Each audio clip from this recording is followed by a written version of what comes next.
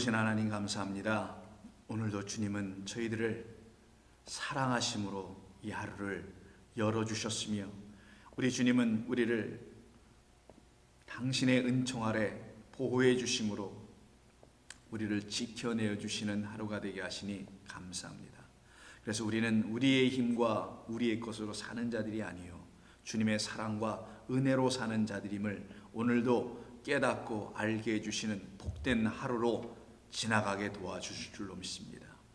성도들에게 주시는 말씀은 그들에게 하나님의 살아계심과 하나님의 위로하심이 날마다 나타나게 하시는 말씀이 되어 들려지게 하실 줄로 믿습니다. 감사하며 예수님의 이름으로 기도드립니다. 아멘. 자, 오늘 어제 우리 다 제가 준비하는 것을 나누지 못해서 어제 본문 이사야 49장 22절부터 26절의 말씀을 다시 가지고 말씀을 나누도록 하겠습니다. 이사야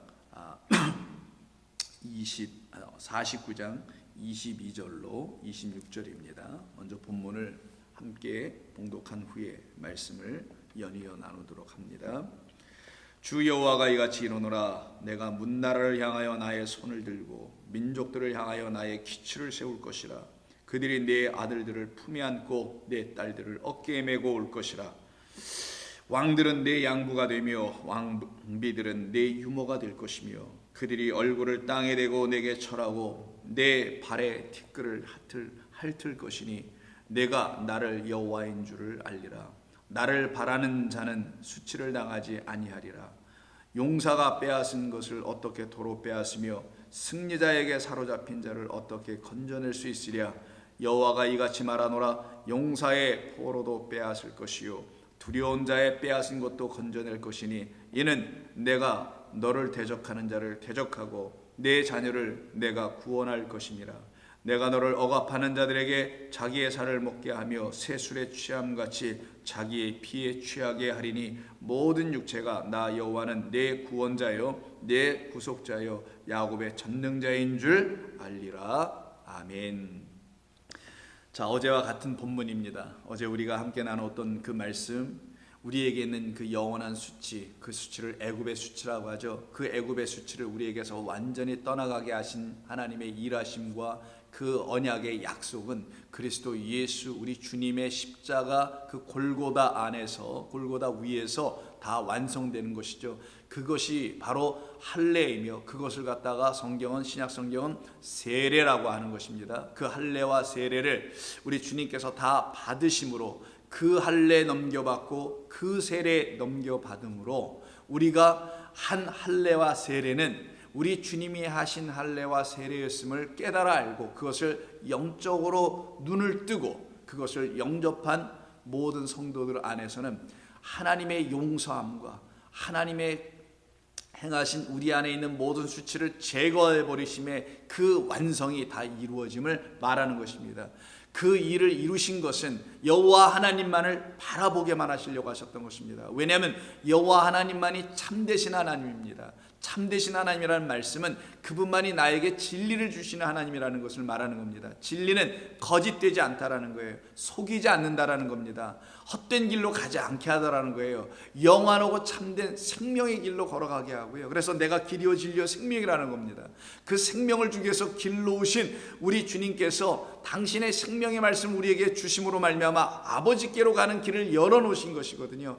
그 길로 가도록 하나님께서 우리를 붙드시는 일이 바로 할례를 행하신 일이었던 것이고 그로 말미암아 우리 안에 있는 애굽의 수치가 떠나가게 됐던 것을 우리가 함께 나누었던 것이죠. 그래서 여호수아가 이스라엘 백성들을 모아놓고 너희는 오직 여호와 하나님만을 섬길 것이냐 아니면 애굽 땅에 있었던 그리고 이 아모리 족속이 섬기고 있다고 하는 그 거짓된 신들을 하나님이라고 말하며 너희들에게도 전해주려고 하고 있는 그들을 계속해서 섬길 것이냐. 너희는 지금 양당간에 결정하여 하나님 앞에 서라고 하는 것이었죠. 그게 여호수아 24장이었던 것입니다. 그래서 여호수아 24장을 어제 끝으로 함께 나눴었는데 이때 백성들은 뭐라고 대답했나요? 16절에서 다 이구동성으로 대답하기를 우리가 결단코 여호와를 버리지 않고 여호와를 버리고 다른 신들을 섬기는 것을 하지 않겠습니다. 오직 우리는 여호와 하나님만을 섬기겠습니다. 왜냐하면 그분은 우리의 하나님이시라고 18절에서 더 강하게 또 한 번의 액센트를 넣으면서까지 그들이 고백을 하고 결심을 했습니다. 근데 이 고백이 자기들의 입술의 고백이 되면 여전히 그들이 도착해 있는 가나안이라는 그곳, 아모리 족속이 지배하고 있는 곳, 그곳에서 그들은 아모리 족속이 섬기고 있었던 거짓된 여호와, 거짓된 신, 거짓된 하나님을 또 받게 될 것입니다. 그래서 하나님께서는 우리의 고백, 우리의 어떤 신실함, 우리의 측면에서는 내놓을 수 있는 어떤 믿음, 신앙, 이런 것이 다 헛되다라는 것을 알려주십니다. 오직 우리가 가져야 할, 우리 측면에서 내놓게 되는 고백, 자백, 시인, 믿음, 신앙, 이 모든 것은 다 하나님의 것이어야만 된다는 걸 알려주는 사건인 거예요. 우리의 고백은 하나님의 고백이어야 되는 거예요. 우리의 시인은 하나님의 시인이 되어야 되는 겁니다. 우리의 자백은 하나님의 자백이 되어야 되는 거예요. 하나님께서 하신 것을 우리가 가져야 되는 것이지, 우리가 한 것을 하나님께 드리면 우리가 한 것을 하나님께서 갖게 되시는 이상한 일이 벌어지게 됩니다. 하나님 무슨 거지입니까? 우리 것을 받으시게. 하나님의 것을 우리가 받아야 되는 거예요. 그래서 하나님이 행하신 모든 것 안에는 나로 하여금 온전한 고백을 하게 하시는 일이 있게 되므로 하나님의 고백이 우리 가운데 들어와야만이 그때 비로소 우리는 하나님 앞에서 그 고백할 수 있으며 그 자백할 수 있으며 그 시인할 수 있게 되는 겁니다. 이들이 여호와 하나님께로 돌아가는 자들이라고 하는 거예요. 그런데 이 고백이 하나님이 행하시는 일, 그 모든 증거들 안에 나타난 하나님의 언약, 그 약속을 이루내시는 하나님의 일, 그 일이 무엇인지를 알지 못하는 상태가 되면은 우리는 우리의 고백만 하게 됩니다. 그걸 소위 말하는 우리의 믿음이라고 하는 거예요. 우리는 우리의 믿음을 가지고 하나님 앞에 나아갈 수 없습니다. 우리의 믿음으로 구원받을 수 없습니다. 오직 그리스도의 믿음만이 우리를 구원하는 겁니다. 그래서 신약성경에 나온 모든 말의 믿음, 그리스도를 믿음으로, 예수를 믿음으로, 이런 말이 되어 있잖아요. 번역이. 그거 전부 다 잘못됐다고 하지 않습니까? 그리스도의 믿음이에요. 그리스도 예수님에게 속한 참된 진리의 말씀, 우리 하나님 안에 담겨있는 참되고 신실한 말씀만이 내 것이 되어야 한다라는 뜻이 그리스도의 믿음입니다. 그런데 그걸 모르면은 그분을 내가 믿어야지, 믿어야 구원받고 천국 가고 영생 얻는다고 하니까 내가 믿어야지 해서 갖게 된 어떤 마음들, 믿어야지 하면서 갖게 된 어떤 마음들을 소위 지금 이 교회와 세상에서 말하고 있는 믿음일 수 있다는 거예요. 그건 아주 위험한 겁니다. 우리는 우리가 믿어야지 하는 것으로 갖게 된 믿음을 주님 앞에서 갖게 됨으로 천국 가는 자들이 아니라, 우리 주님께서 우리를 위해서 행하신 모든 일들이 진실하시고 신실하시고 완전하고 온전한, 그래서 믿을 수밖에 없는 것이구나라는 걸 알게 된 그분의 믿음, 그분이 행하신 것, 이것을 취해야 되는 거예요. 그렇지 않으면 우리는 입술의 고백밖에 할 수 없어요. 오직 그리스도 예수의 말씀으로 말미암아 믿어야 되는 그것이 이루어지지 않는다라는 거예요. 오직 믿음은 말씀으로 말미암느니라 하지 않습니까? 하나님의 말씀에서 일어나는, 거기서 튀어 올라오는 살아있는 생명의 말씀을 들을 때 우리가 믿음을 갖게 되는 겁니다. 그때 우리 안에 믿음이 들어옵니다. 그 믿음으로 고백하는 거예요. 그렇지 않은 상태가 되면은 가나안 땅에 들어왔다 할지라도 그들은 여전히 세상 안에 거한 자들로 살아가게 됩니다. 그래서 예레미야 16장에 보시게 되면은요, 예레미야 16장에서 이들이 가나안 땅에서 지금 들어와서 열심으로 하나님을 예비하며 산다고 하잖아요. 근데 하나님의 뜻이 무언지를 모르고 그냥 열심으로만 살아가고 있죠. 그들을 향하여 예레미야 16장 11절에서 하나님께서는 예레미야를 통하여 이스라엘 백성들에게 이렇게 말씀하게 하십니다. 너는 그들에게 대답하기를, 여호와께서 말씀하시되 너희 조상들이 나를 버리고 다른 신들을 따라서 그들을 섬기며 그들에게 절하고 나를 버려 내 율법을 지키지 아니하였습니다. 나를 버리고 율법을 지키지 아니하였습니다. 너희가 너희 조상들보다 더욱 악을 행하였도다. 오히려 한술 더 뜨더라. 뭐까지 갖고 있으니까 이제는요. 그 율법을 가지고 이제 한술을 더 뜨더라는 거예요. 율법이 없을 때, 애굽에 있을 때 너희 조상들은 율법 없음으로만 했는데 이제 너희가 율법을 내가 주었던 그 뜻이 무엇인지를 알지 못하고는 그 율법 가지고 너희가 오히려 더 범죄를 하더라는 거예요. 그럼 율법 가지고 더 악한 일을 행한 게 뭐겠어요? 율법의 조문을 믿었다라는 거예요. 율법의 조문, 그건 육이라고 하는 겁니다. 육은 무익한 거예요. 그 율법의 조문을 폐하고 영으로 다시 세우시는 그 하나님의 일하심이 뜻이 무엇인지를 알지 못했을 때 나타나는 것을 악하다라고 하는 겁니다. 그래서 더욱 악을 행하였도다. 보라, 너희가 각기 악한 마음의 완악함을 따라 행하고 나에게 순종하지 아니하였으므로, 순종 듣지 아니하였으므로, 율법이 말하는 것이 무엇인지를 너희들이 들으려고 하지 않고 율법을 너희들이 해석하고 말았다, 이런 뜻이에요. 율법, 하나님의 말씀, 우리가 해석해야 될 말씀이 아니라 이 하나님의 말씀은 스스로 해석하여 우리에게 주시는 겁니다. 어디에 있는 말씀이든 서로가 다 맞물려 있어서 서로가 서로를 해석해주고 서로가 서로를 풀어주게 되어 있어요. 하나님의 말씀은 어디를 열어들었습니다. 신약성경에 있는 말씀이 신약성경이 어디에서 또 풀려지고 구약성경에 있는 말씀이 신약성경이 어디에서 풀려지든 다 서로 풀려지게 되어 있는 거예요. 하나님의 말씀은 하나님의 말씀으로 풀려지게 되어 있는 거기 때문입니다. 그런데 이걸 우리 인간의 측면에서 우리가 해석해 보겠다고 덤벼드는 수많은 도전자들이 나오죠. 그들이 좀 안다, 배웠다, 글자를 깨우쳤다고 하는 사람들입니다. 소위 학자들이라고 하죠. 그러나 우리가 다다음 주 정도면은, 다음 주 정도나 몇 번 좀 지나면은 진짜 학자에 대한 이야기를 이사야 50장에서 드디어 만나게 됩니다. 그 학자가 오지 아니하면은 우리는 인간이라는 학자들에 의해서 더욱더 악한 일을 행하게 되는 완악한 마음을 갖게 됩니다. 이게 바로 우리 인간의 마음으로 하나님의 말씀을 해석해 보려고 하는 일종의 모든 시도들 때문에 하나님의 말씀이 샤마, 들리지 않아, 들려야 순종해서, 어제 말씀대로 이사야가 하나님의 말씀을 20장에서 딱 들었을 때 옷을 벗어, 신을 벗어, 네, 맞습니다. 그것이죠. 성경에서 신을 벗고 옷을 벗었던 일, 성경에서 신이 달라지지 아니하고 옷이 헤어지지 않았던 일, 그 뜻이 이런 것이죠 라고 깨달아 알고 하나님의 말씀을 순종하게 되는 거예요.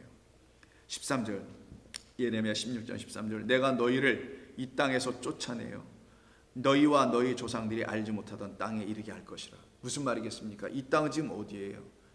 이스라엘입니다. 예루살렘입니다. 유다 땅. 여기가 예전에는 가나안 땅이라서 데리고 들어온 땅 아닙니까? 그런데 여기가 무슨 땅이 됐기 때문에 쫓아낸다는 거예요. 항상 쫓겨나는 그 자리에 있는 그 땅을 무슨 땅이라고 합니까? 성경은. 그렇죠? 애굽이라고 하는 거, 아니면 소돔이라고 합니다. 소돔에서는 롯을 통하여 쫓겨나가는 모습을 보여준 거고, 그래서 여호와 하나님께로 도망하고 피하게 하는 것이고, 애굽 땅에서는 피하여 도망 나와 어디로 갑니까? 광야, 하나님의 말씀이 있는 여호와 앞으로 끌려가는 거고.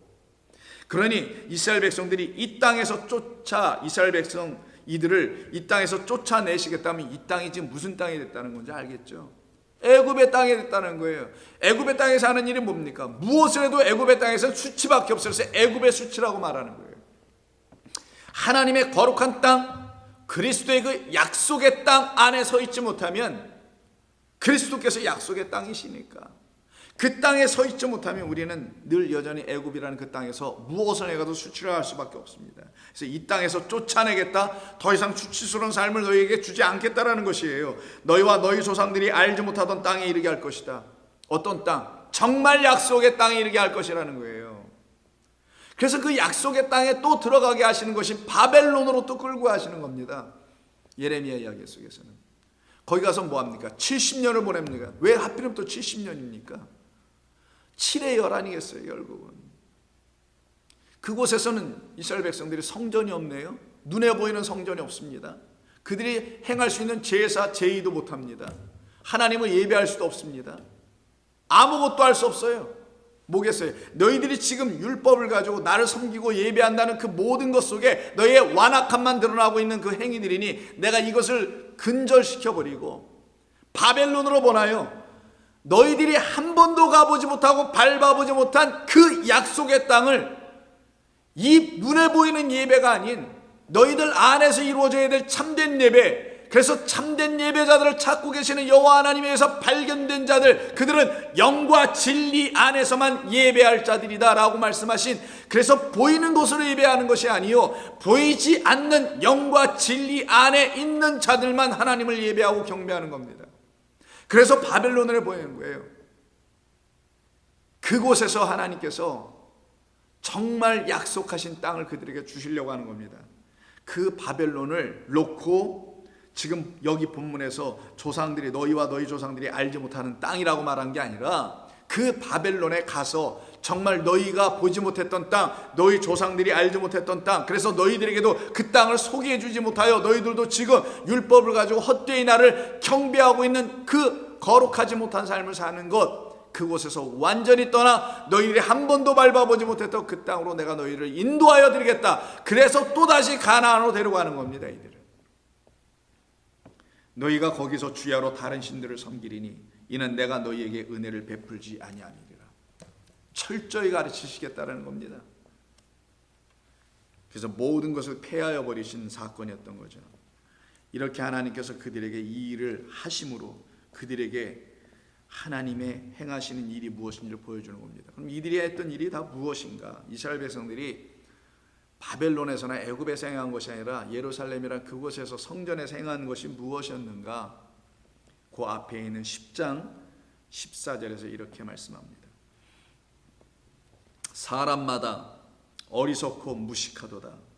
은장이마다 자기의 조각한 신상으로 말미암아 수치를 당하나니 이는 그가 부어 만든 우상은 거짓 것이요 그 속에 생기가 없습니다.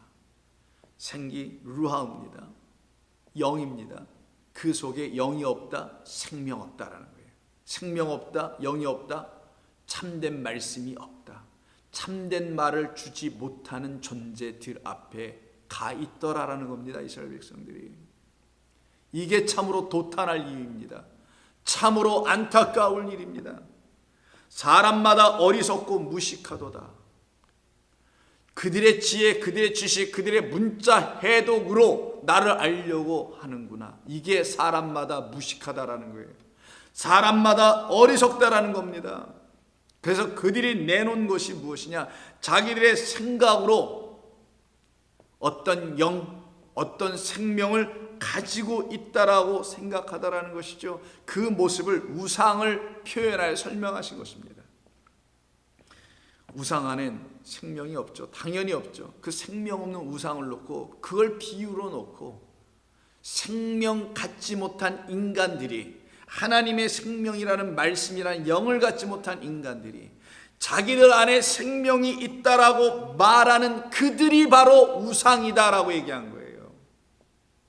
조각한 우상을 놓고 우상이라고 한 그런 너무 유치스러운 얘기가 아니라 그 조각한 우상을 만들어 놓고 자기들 안에는 생명이 있다라고 말하고 있는 그 인간이, 그 피조물들이 지금 뭐가 되어 있는 것이냐? 하나님이 되어 있다라는 겁니다. 그들이 신들이 되어 있다라는 거예요. 거룩한 말씀들이라는 신들이 되는 게 아니라 생명 없는 신들 되어 있다라는 것입니다. 그래서 그 속에는 생기가 없는 게 아니라 영, 루하가 없구나. 하나님의 백성들에게는 반드시 루하라는 하나님의 영이 있어야지 그가 호흡하는 것인데, 그 영으로 살아나는 것인데 그게 없으니 그는 죽은 자다. 그래서 그는 말 못하는 우상에 불과한 것이다라고 하는 거예요. 그 영의 말을 하지 못하는 자. 그래서 그가 부어 만든 우상은 거짓. 말을 하긴 하는데 거짓을 말하네. 참된 것을 말하지 못하는 인간들이라는 거예요. 이걸 갖다가 지금 우상으로 설명하고 있는 것뿐입니다. 그것들은 헛것이요 망령되이 만든 것인즉 징벌하실 때에 멸망할 것이라. 이것을 놓고 신상을 붙들고 있는 수치스러운 자들이라고 하는 겁니다. 여호와 하나님을 떠난 자들인 것이죠. 왜 이렇게 된 것인가요? 12절 후에 13절이 말해줍니다. 여호와께서 그의 권능으로 땅을 지으셨고 그의 지혜로 세계를 세우셨고 그의 명철로 하늘을 펴셨으며 그가 목소리를 내신즉 하늘에서 많은 물이 생기나니 그는 땅 끝에서 구름이 오르게 하시며 비를 위하여 번개치게 하시며 그 곳간에서 바람을 내시거늘. 이게 다 무슨 말씀입니까? 이게 뭐 자연 현상을 놓고 말씀하신 것이겠어요? 전에도 한번 제가 이걸 말씀을 드렸죠. 하나님의 지혜, 그 권능으로 하나님께서 우리에게 진리의 말씀, 그 목소리, 소리를 하늘에서 많은 물, 진리의 말씀을 흘려내려 보내주심으로 땅에서 그걸 받으면 땅이 몰래 보내줘요? 구름을 올려주죠. 수증기가 올라가니까 구름을 만들어서 응답하게 하셨다. 당신이 우리에게 흘려주신 말씀은 이런 물이었군요. 그 물을 당신께 그대로 돌려드립니다라는 그 응답. 구름이 오르게 하시며 비를 위하여 번개치게 하시며 그 곳간에서 바람이 아니라 루하흐, 이것도 루하흐입니다.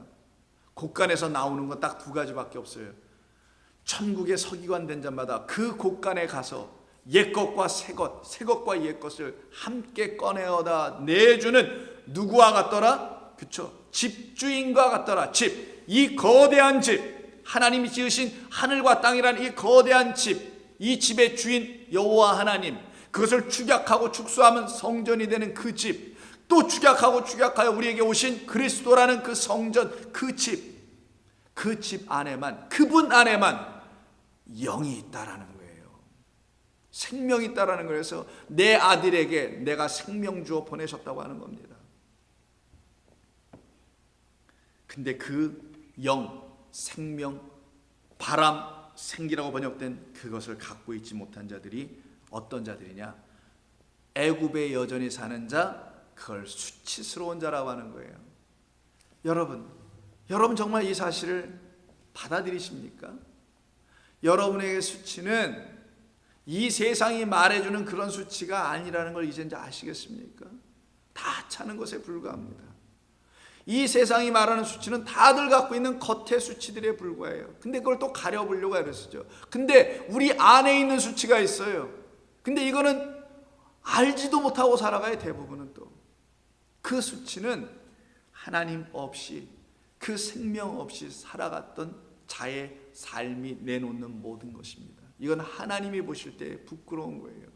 너는 내 사랑으로 내가 너희에게 지어진 내 생명을 여전히 갖고 있지 못하구나. 안타깝도다.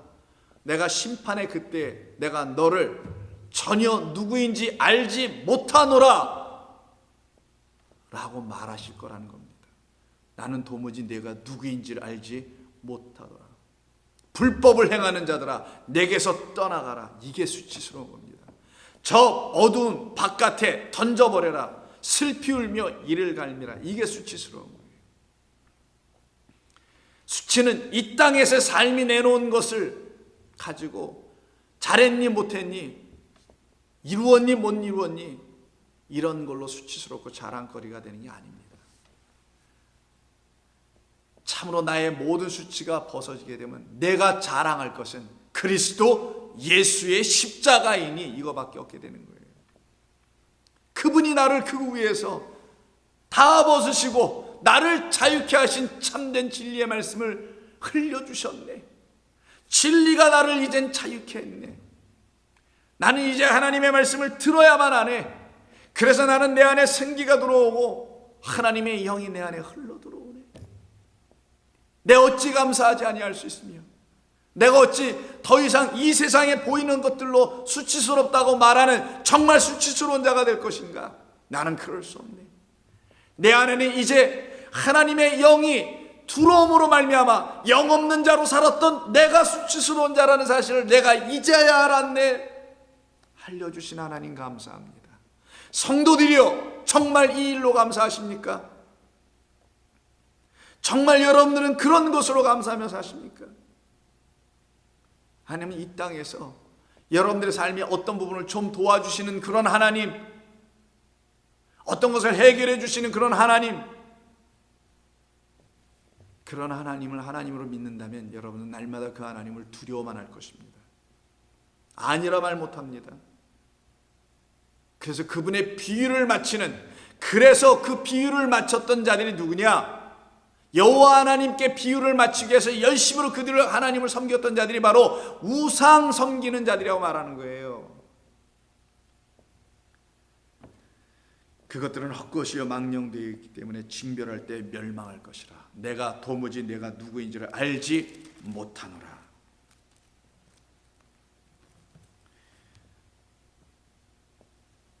그래서 하나님께서는 예레미야 17장에서 다시 예레미야에게 이런 마음을 주십니다. 너 기도하라. 눈물을 흘리며 기도하라. 눈물의 선지자라고 하죠. 이 백성 도탄에 빠져있는, 하나님의 영이 없어서, 생기가 없어서, 하늘에서 불어오는 성령의 바람이 없어서 도탄에 빠져있는 이 백성을 향하여 너는 기도하라. 그래서 그가 기도합니다. 17장 12절 영원하신 보좌여, 시작부터 높이 계시며 우리의 지성소, 하나님이란 뜻입니다.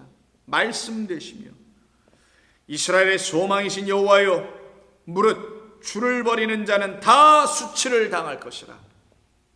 주를 버린 자가 수치를 당하시고 주를 떠난 자가 수치를 당하고, 무릇 여호와를 떠나는 자는 흙에 기록되오리니. 그러니 수치를 당했다, 벌거벗었다, 그들은 땅에 기록된다라고 하네요.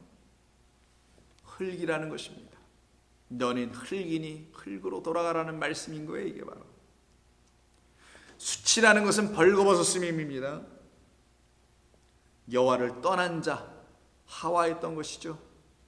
그 떠난 자, 벌거벗은 자로 서 있는 자, 너희들은 흙이니 흙으로 돌아가라는 말씀을 들을 수밖에 없었던 그들.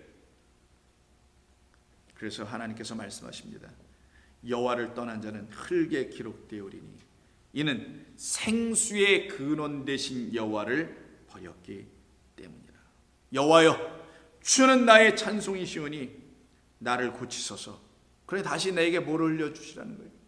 생수를 흘려주세요.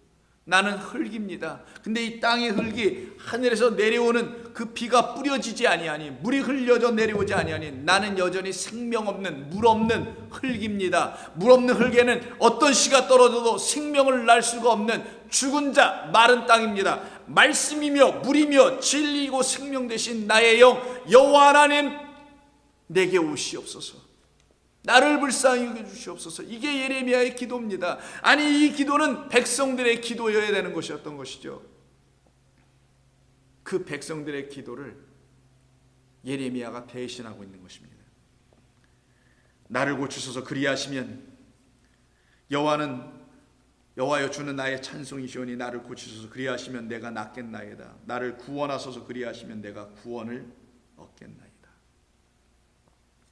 그래서 우리 모두는 이렇게 부끄러운 자라는 사실을 알아야 합니다. 그래서 여러분, 창세기에 2장에 보면은 이 부끄럽다, 수치스럽다라는 단어가 처음 쓰여진 것이 창세기 2장입니다. 2장 마지막 절 25절 아담과 그의 아내가 두 사람이 벌거벗었으나, 이렇게 벌거벗었으나 전혀 부끄러워하지 아니하더라. 이때 부끄러워하지 아니하더라는 이 부끄럽다라는 단어가 수치라는 단어로 번역되고 있는 보쉬라는 단어입니다. 이 보쉬, 수치입니다. 부끄러움입니다. 근데 이 부끄러움은 어느 때 부끄미라라는 것을 알려주는 겁니까? 25절이. 그 남자가, 그 아담이 그 아내와 한 몸을 이루지 못했을 때는 부끄러움이라는 거예요. 그걸 수치라고 하는 겁니다. 하나님을 떠난 것, 그 신랑 남편을 떠난 상태, 이걸 갖다가 뭐라고 하냐 성경은? 부끄러움이라고 합니다. 떠나고 누구를 가서 만난 거예요? 3장에 곧바로 연결되는 그 뱀 나아시와 연합하고 나아시와 짝이 되어버리는 것이죠. 이걸 영원한 애굽의 수치라고 하는 거고 우리의 부끄러움이라고 하는 겁니다. 그래서 예레미야가 이 부끄러운 우리의 수치를 놓고 기도한 거예요. 땅에 기록될 자, 흙으로 돌아가야 될 자, 그게 이스라엘 백성들이었고 그게 우리라는 사실을 알려주는 말씀입니다. 그래서 24절에 이러므로 남자가 부모를 떠나 그의 아내와 합하여 둘이 한 몸을 이룰지라. 이 상태가 안 되면 여전히 벌거벗은 자로 있는 거고, 그래서 그 수치가 드러나는 것이나 그 남자가 그 여자인 우리에게 찾아와, 그 아담 그리스도가 우리에게 찾아와 당신이 우리를 가려주시는 옷 내어주심의 역사가 우리에게 이루어지게 되는 십자가 사건의 죽음이 나의 죽음을 살려내는 사건이었구라는 걸 알게 되는 성도들 안에서는 내가 먹고 있음이 맞네요, 나는 이와 같은 죄인인 것이 맞네요, 그러나 죄로 들추어내어 보여주시었지만 은혜와 진리로 덮어주심으로 깨끗하여져 있는, 그래서 거룩한 신부로 신랑 앞에서 자유롭게 벗고 있는 그 모습으로 서 있는 성도와 교회, 이들을 놓고 부끄러움이 없는, 수치가 다 떠나버린 성도라는 것을 말하는 겁니다.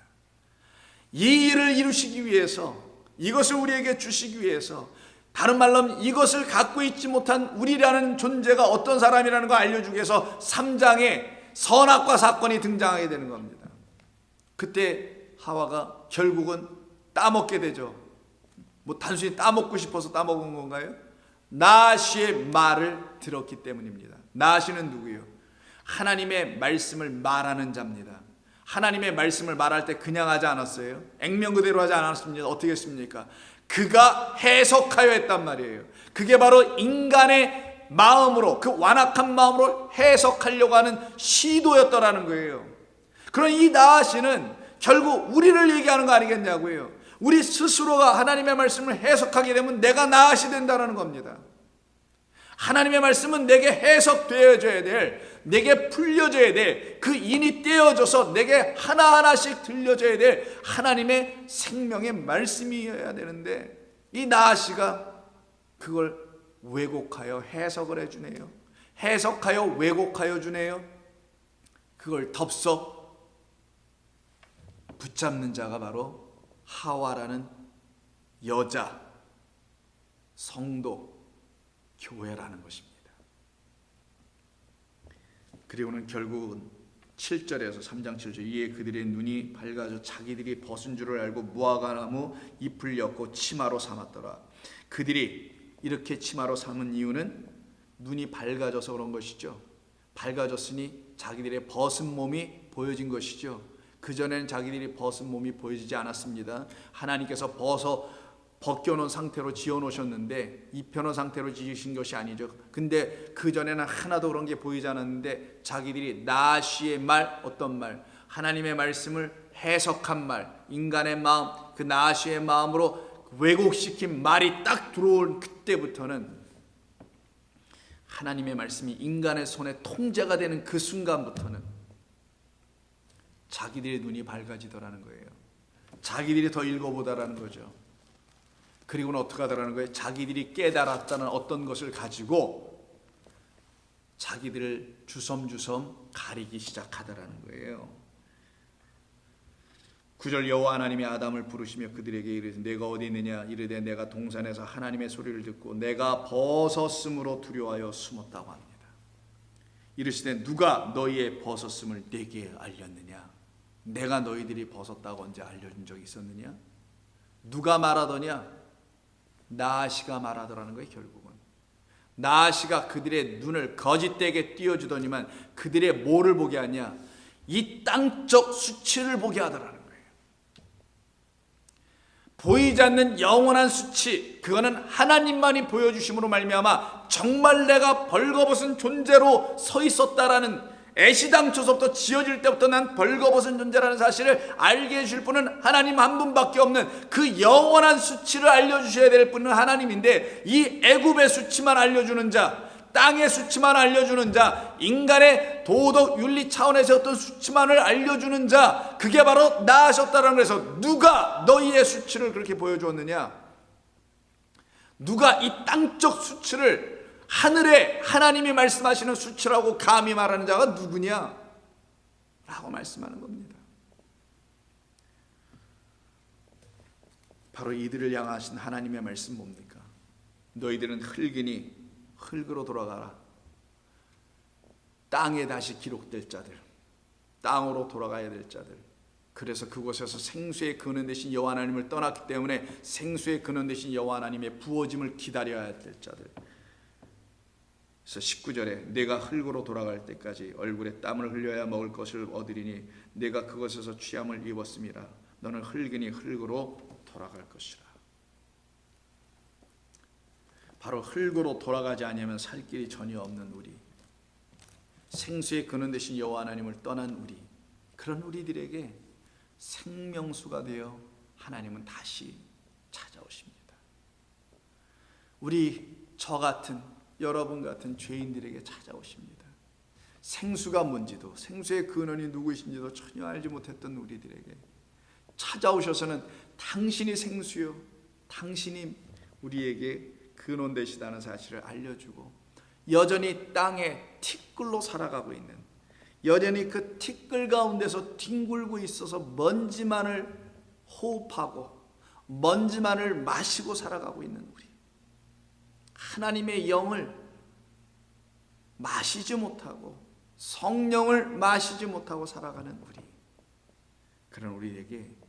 그런 우리들에게 우리 주님이 찾아오셔서 하나님을 떠나 나아시와 연합하여 그 신랑과 둘이 한 몸을 이루어야 되는데, 그게 온전한 혼인, 결혼인데 그 혼인은 찢어버리고 나아시와 연합하여 다른 신랑, 다른 남편에게 떠나간 상태의 모습을 성경은 간음이라고 하죠. 그 간음의 현장에 우리 주님이 찾아오신 것입니다. 그리고는 요한 8장에서 그 간음의 현장이 바로 예루살렘이었다는 사실을 알려주려고 성전으로 들어오셔서 하나님의 말씀을 백성들에게 가르치실 때에 그 성전으로 바리새인들이 음행 중에 잡힌 한 여자를 서기관들과 함께 그 여자를 데리고 와버립니다. 서기관 바리새인들은 그 성전의 주인들 아닙니까? 하나님의 말씀을 갖고 가르친다는 사람들 아니겠어요? 그때 서기관과 바리새인들 중에 음행한 중에 잡힌 여자를 끌고 와서 예수님 앞에 세우고 성전 가운데 세워놓습니다. 4절 예수께 말하되 선생이여 이 여자가 간음하다 현장에서 잡혔나이다. 모세는 율법에 이러한 여자를 돌로 치라 명하였거니와 선생은 어떻게 말하겠나이까? 그들이 이렇게 말하면 고발할 조건을 얻고자 하여 예수를 시험하미로라. 예수께서 몸을 굽히사 손가락으로 땅에 쓰시니, 아까 예레미야에서 뭐라 합니까? 흙에 땅에 기록될 자라고 하지 않습니까? 땅으로 돌아갈 자들이 너희들이야. 너희들은 그 땅으로 돌아가서, 그 흙으로 돌아가서 여호와 하나님이 너희에게 부어주실 참된 생명의 말씀을 기다려야 해.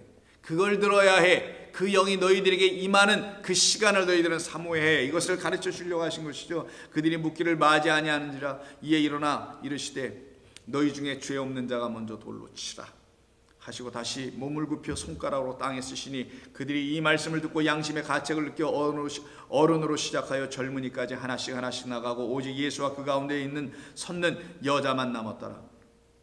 예수께서 일어나사 여자 외에 아무도 없는 것을 보시고 이르시되 여자여 너를 고발하던 그들이 어디 있느냐. 이때 고발하죠. 엘렌코합니다. 너를 책망하는 그들이 어디 있느냐. 참된 책망은 누가 하시는 겁니까? 성령이 하시는 것이죠. 성령이 우리를 참되게 책망하면 죄에 대하여, 의에 대하여, 심판에 대하여 우리를 책망하시는 그 책망이 엘렌코란 말이에요. 그걸 고발이라고 하는 거예요. 그 참된 고발을 하지 아니하고 율법이라는 돌에 써져 있는 그 율법 조문을 그들이 무기와 통제 수단과 판단의 기준과 통치의 이념으로 잡고는 거기서 만드는 종교 안에서 하나님의 백성들을 고발하고 있다라는 겁니다. 그들이 어디 있느냐? 너를 정죄한 자가 없느냐? 대답하여 하되 주여 없나이다. 저를 정죄하는 자가 없습니다. 다 떠나가. 이게 바로 부끄러운 자가, 율법 가지고 정죄함을 입었던 우리들이 드디어 그 정죄 부끄러움에서 벗어나는 순간입니다. 나도 너를 정죄하지 아니하노니 가서 다시는 죄를 범하지 말라. 우리 주님께서 바로 이 땅에 이렇게 오신 것입니다. 이렇게 오셔서 우리의 모든 허물과 죄를 사하시고, 그리고 우리를 참된 그 하나님의 거룩하심으로 말미암아 우리 가운데 여전히 있었던 그 수치 부끄러움을 다 도말해 버리시고 우리를 자유케 하신 우리 하나님이셨던 것입니다. 그래서 일찍이 다니엘서 12장에서 다니엘은 이렇게 1절과 2절에서 말합니다. 그때 내 민족을 호위하는 큰 군주 미가엘이 일어날 것이요 또 환란이 있으리니 이는 개국 이래로 그때까지 없던 환란일 것이며 그때 내 백성 중에 책에 기록된 모든 자가 구원을 받을 것이라. 이제는 땅에 기록된 것에서 어디로 기록돼요? 생명의 책에 기록돼야죠. 그래서 먼저는 돌판에 한번 기록하시고 또 다른 돌판은 무슨 돌판입니까? 언약의 말씀이란 그 하나님의 이름으로 오시는 생명의 말씀으로 오시는 그리스도 아닙니까? 그래서 그 책에 기록된 자들만 구원받는다라는 거예요. 그때 2절에서 땅의 티끌 가운데에서 자는 자 중에서, 땅의 티끌 가운데서 자는 자 중에서, 땅의 티끌 가운데 땅, 생명 없는 그걸 갖다가 죽어 있는 거, 성경에서 잔다와 죽는다는 말은 같은 말. 그래서 땅의 티끌로 여전히 생명 없음으로 죽어 있는, 흙으로만 살아가고 있는, 하나님의 영이 아직 부어지지 않은 상태로 살아가고 있는 많은 사람이 그때에 깨어나서 나팔부로 깨어나겠죠. 음성으로 깨어나겠죠. 그러면 어떤 일이 벌어지냐? 영생을 받는 자도 있겠고 수치를 당하여 영원히 부끄러움을 당할 자도 있다라는 거예요. 깨어나게 하신다는 겁니다. 누가 오시면, 그리스도 예수가 오시면 다 깨어나는 거예요. 너나 나나 할 것 없이. 그리고 한편은 오른편에 양으로 쓰고 한편은 왼편에 염소로 쓰는 겁니다. 자기의 자랑들을 일삼는 왼편에 있는 자들, 우리는 아무것도 자랑할 게 없습니다라고 하는 오른편에 있는 자들, 이렇게 세워놓으시는 거예요. 이게 바로 영생을 받는 자도 있겠고 수치를 당하는 자도 있겠고 수치를 당하여서 영원히 부끄러움을 당할 자도 있을 것이다. 그래서 요한복음 5장에서 우리 주님께서 이런 말씀을 하신 것입니다. 요한복음 5장. 우리 주님이 오시면 다 깨어나는 거예요. 그의 말씀으로 일단은 다 깨어납니다. 변명할 수 없도록 다 깨어나게 되는 겁니다. 24절, 내가 진실로 진실로 너희에게 이르노니 내 말을 듣고 나 보내신 이를 믿는 자는 영생을 얻었고 심판에 이르지 아니하나니 사망에서 생명으로 옮기게 될 것이다. 진실로 진실로 너희에게 이르노니 죽은 자들이 하나님의 음성을 들을 때가 오나니, 땅에 티끌로 있는 자, 잠자고 있는 자들에게 하나님의 음성을 듣는 나팔 소리가 들려지면은 천사장, 우리 그리스도 예수의 음성이 들려지게 되면 거기서 깨어나더라는 거예요. 그게 다니엘서에서 말하는 게 깨어나 영생을 받게 된다는 겁니다. 어디에서? 사망, 죽은 자리에서 깨어나서 영생을 받게 하는 게 하나님의 뜻이었다. 영생을 얻고 심판에 이르지 아니하나니 사망에서 생명으로 옮겨지게 될 것이다. 우리 모두가 왼편에 있는 염소들이었는데 전부 다 오른편으로 넘어가게 하실 것이 하나님의 뜻이었다. 진실로 진실로 너희에게 이르노니 죽은 자들이 하나님의 음성을 들을 때가 오나니 곧 이때라. 듣는 자가 뭐를 들을 때? 하나님의 음성을 듣는 거지, 인간이 해석한 이 율법 조문에 그것을 듣는 게 아니란 말이에요. 그때 곧 이때라. 듣는 자는 살아나리라. 아버지께서 자기 속에 생명이 있음 같이 아들에게도 그 생명을 주어 그 속에 있게 하셨고 또 인자됨으로 말미암아 심판하는 권한을 주셨느니라. 이를 놀랍게 여기지 말라. 무덤 속에 있는 자가 다 그의 음성을 자다가 듣는 날이 온다는 거예요. 이것을 보여주신 것이 나사로 아닙니까? 죽은 나사로 무덤 속에 있을 때 그 음성을 듣고 나오잖아요. 우리라는 존재들이 듣고 나온다라는 겁니다. 선한 일을 행하는 자는 생명의 부활로, 악한 일을 행하는 자는 심판의 부활로 나오리라. 그럼 성경에서 말하는 선한 일과 악한 일이 뭔지를 알아야지, 세상에서 말하는 선한 일과 세상에서 말하는 악한 일을 알아서 되는 게 아니잖아요. 우리 안에서 있는 그 수치를 다 제거하시는 그 선한 일. 그래서 그들이 깨어 나오는 겁니다. 그들이 깨어 나오기 때문에 하나님의 백성들로 그들이 세워져 들어가게 되는 것이죠. 그래서 그들은 수치를 당하지 않고 우리 주님이 주시는 거룩한 당신이라는 옷을 입는 겁니다. 주님이 옷이에요. 주님의 옷을 입는 게 아니라 주님 자체가 옷입니다. 하나님이 옷이에요. 그분은 어떤 옷을 우리에게 주냐? 깨끗한 그리고 빛나는 옷을 주십니다. 세상에서 사람이 빨 수 없는 깨끗함을 갖게 하는 옷, 사람의 눈으로 봤을 때 이거보다 더 빛나는 옷은 없는 것. 그래서 그건 인간이 만들어낸 옷이 아닌 보이지 않는 하나님이라는 옷을 입는 겁니다.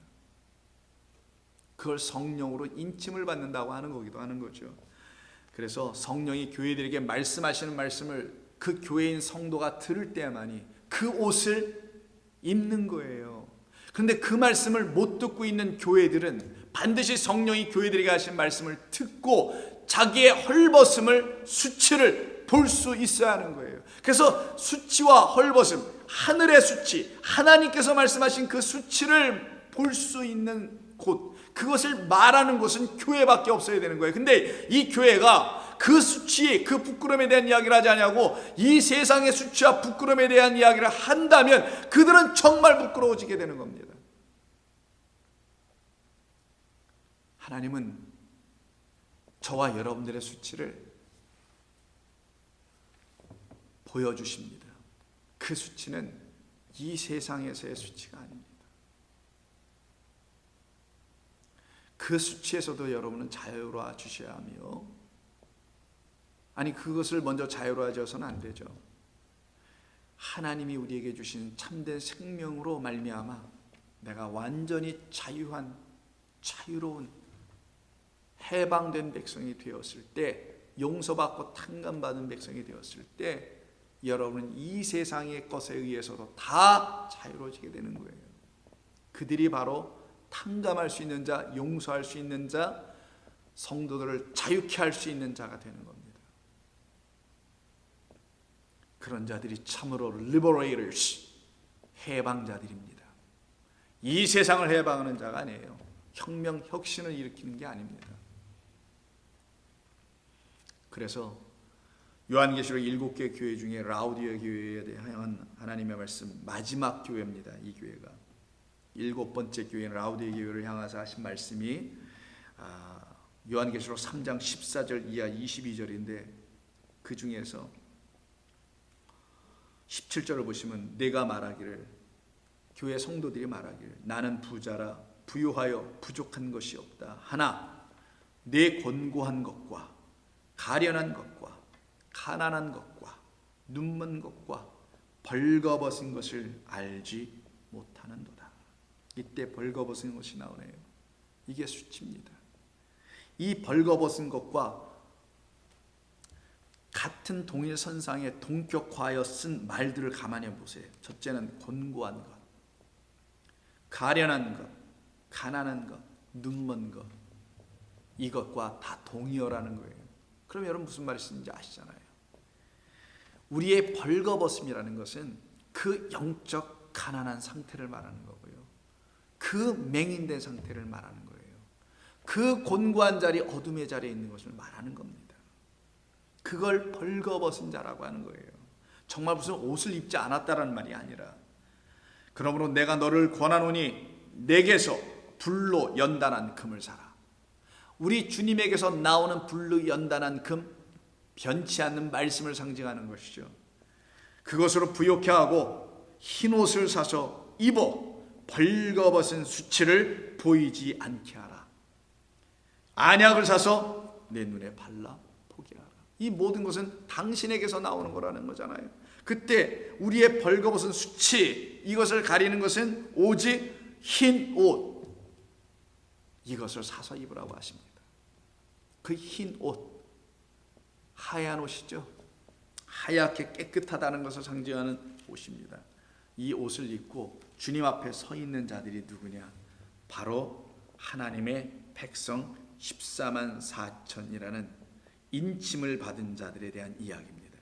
그래서 7장 요한계시록 7장 5절에 보시면 유다 지파 중에 인침을 받은 자 1만 2천, 이들은 이마에 인침을 받은 자니 해하지 말라는 말씀이 바로 3절에 나오죠. 이르되 우리가 우리의 하나님의 종들의 이마에 인치기까지 땅이나 바다 나무를 해하지 말라. 내가 인침을 받은 자의 수를 들으니 이스라엘 자손의 각 지파 중에 인침을 받은 자들이 14만 4천이다. 그래서 유다 지파를 필두로 해서 모든 지파, 스불론 지파, 베냐민 지파 이르기까지 전부 다 인침을 받네요. 성도들입니다. 성령으로 그 이마에 하나님의 말씀을 받는 것이죠. 그들이 흰 옷을 입고 서 있습니다.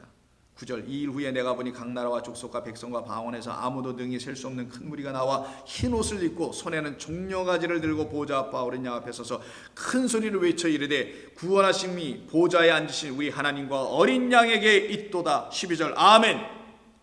찬송과 영광과 지혜와 감사와 존귀와 권능과 힘이 우리 하나님께만 있도다. 우리에게 없는 것이라는 것을 고백하더라는 거예요.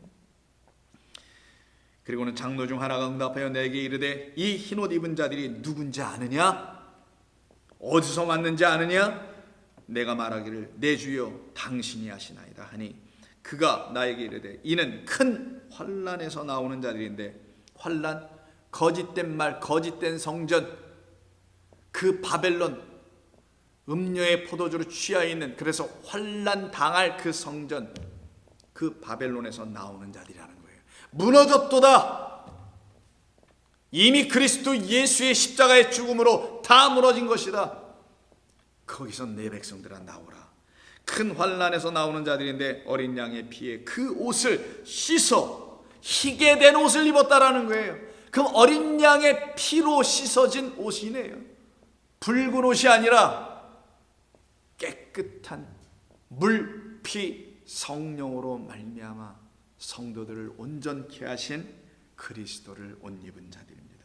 그러므로 그들이 하나님 보좌 앞에 있고, 하나님의 보좌 앞에 있고, 또 그의 성전에서 밤낮 하나님을 섬기며 보좌에 앉으신 이가 그들 위에 장막을 치시리니 그들이 다시는 줄이지도 아니하며 가난함이 사라지네. 라오디게아 교인들 얘기하죠. 너희가 부유하나 여전히 헐벗고 가난하다 하지 않습니까? 그러나 더 이상 줄이지도 아니하며 목마르지도 아니하고 해나 아무 뜨거운 기운에도 상하지 아니하리라.